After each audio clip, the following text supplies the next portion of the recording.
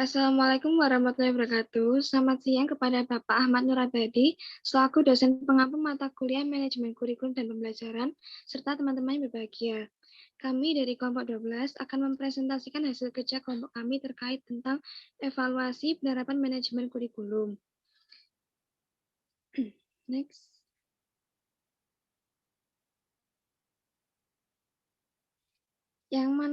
Yang pertama kami akan memperkenalkan anggota kelompok. Yang pertama saya sendiri, Intan Sari, dan rekan saya Mada Izalumungga, serta Nur Afni Aprilia. Next. Pada hari ini materi yang akan kami bahas yang pertama adalah konsep evaluasi, kedua landasan evaluasi, ketiga prinsip evaluasi, keempat model evaluasi, dan yang terakhir strategi evaluasi.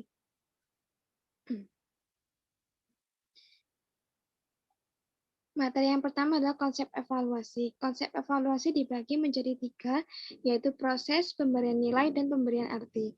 Yang pertama, proses. Evaluasi merupakan sebuah proses, bukan sebuah hasil. Hasil yang diperoleh dari adanya kegiatan evaluasi adalah nilai dan makna dari evaluan. Sedangkan kegiatan yang berfungsi untuk sampai kepada pemberian dan arti tersebut barulah dinamakan evaluasi. Yang kedua, pemberian nilai. Dapat dilakukan jika yang bertugas sebagai evaluator memberikan pertimbangan darinya yang berkaitan dengan evaluan, tanpa dihubungkan dengan apapun yang bersifat dari luar. Dan yang ketiga, pemberian arti. Pemberian arti dalam suatu konteks tertentu yang saling berkaitan dengan posisi dan peranan evaluasi tersebut.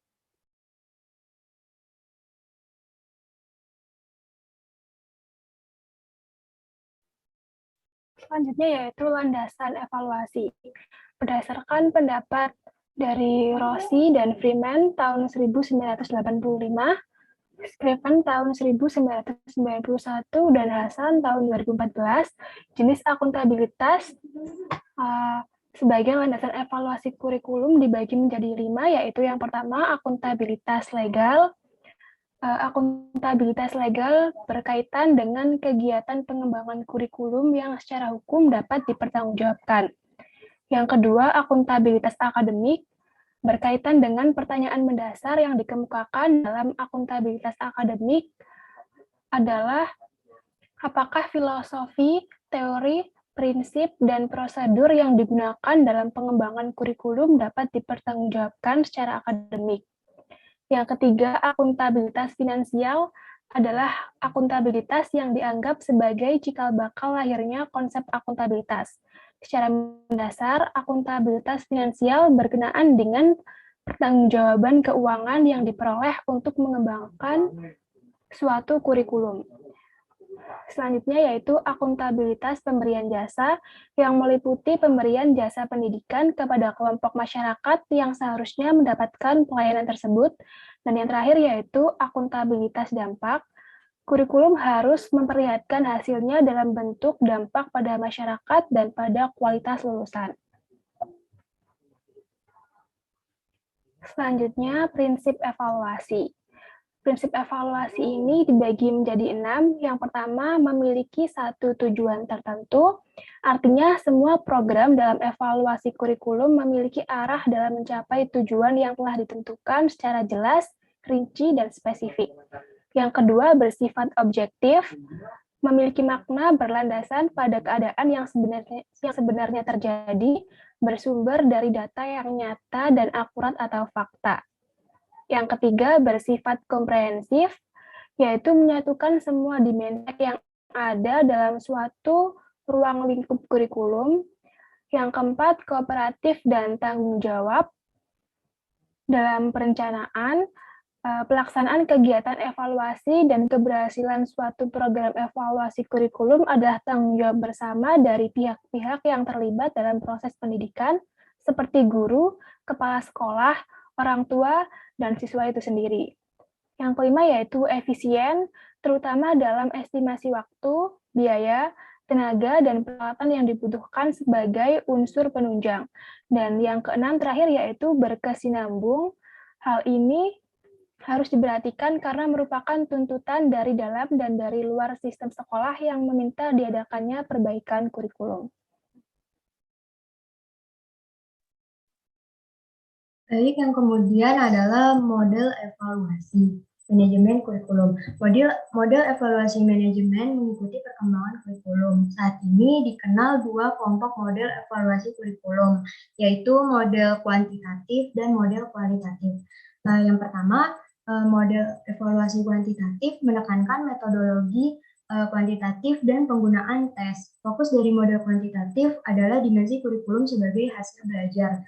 Dalam model evaluasi kuantitatif ini terdapat beberapa model bagian, yaitu model black box Tyler, model teoritik Tyler dan Moguir, lalu model pendekatan Alkin. Serta ada juga model consensus state. Berikutnya adalah model evaluasi kualitatif. Dalam model ini, proses pelaksanaan kurikulum menjadi fokus utama yang kaya akan deskripsi dan dianggap lebih memberikan makna dibandingkan model kuantitatif. Studi kasus merupakan model utama dari evaluasi kualitatif. Di dalamnya itu adanya model studi kasus, illumination, dan juga model responsif. Lalu ada juga model ekonomi mikro. Model ekonomi mikro pada dasarnya adalah model yang menggunakan pendekatan kuantitatif. Model ekonomi mikro memiliki fokus utama, yaitu pada hasil dari pekerjaan, hasil belajar, dan hasil yang diperkirakan. Next.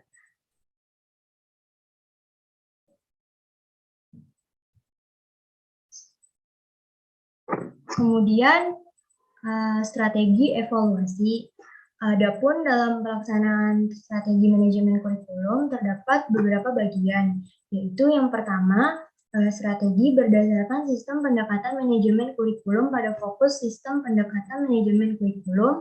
Ini dibedakan menjadi satu, pendekatan ilmu pengetahuan, model pengembangan kurikulum yang menekankan isi atau materi yang berupa pemahaman, analisis, aplikasi, dan evaluasi yang diambil dari bidang ilmu pengetahuan. Yang kedua, pendekatan terhadap kemampuan potensial peserta didik. Lalu yang ketiga, pendekatan pembentukan kepribadian, pengetahuan, keterampilan, nilai, dan sikap. Keempat, pendekatan pemecahan masalah kemasyarakatan.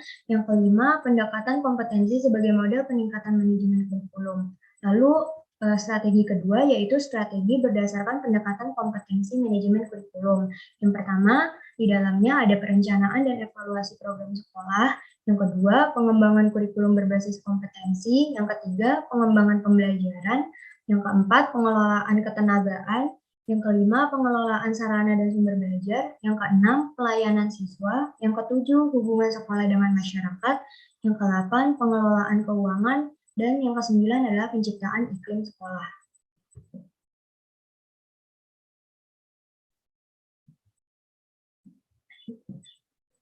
Baik, demikian video presentasi dari kelompok kami. Kurang lebihnya mohon maaf. Assalamualaikum warahmatullahi wabarakatuh.